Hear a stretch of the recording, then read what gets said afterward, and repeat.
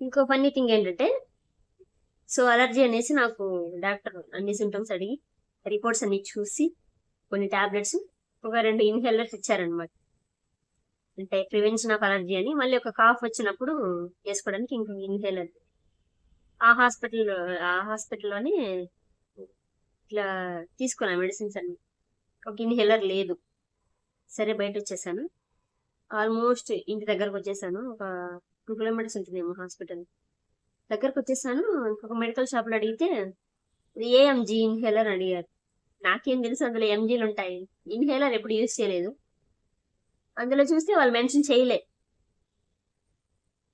ఇంకా కాల్ చేస్తే ఆ రిసెప్షనిస్ట్ ఎత్తి డాక్టర్కి ఇచ్చి టైం ఎందుకనేసి మళ్ళీ వెళ్ళిపోయా బండేసుకొని.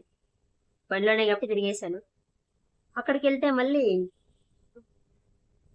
దానికి అదే మెడిసిన్ వాళ్ళనే అడిగాను అనమాట. ఆ మెడిసిన్ ఇచ్చి అతన్ని అడిగితే వీళ్ళు డాక్టర్ కూడా మెన్షన్ చేయలేదమ్మా ఏఎంజీ అని. స్టార్టింగ్ ఎంజీని తీసుకోవాలి అన్నాడు. స్టార్టింగ్ ఎంత ఉంటుందంటే 50, 100 అలా ఉంటది అన్నాడు. సరే ఏమో మళ్ళీ 200 రాయిచ్చాడు. 200 తీసుకోండి అని. మళ్ళీ అదే తీసుకొని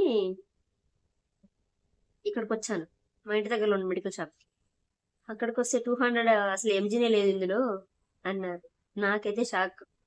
మెడిసిన్ ఇచ్చే వాళ్ళకే ఎంజీ తెలియకపోతే ఎప్పుడు వాడదని నాకెలా తెలుస్తుంది? వాళ్ళేమో నన్ను అడుగుతున్నారు.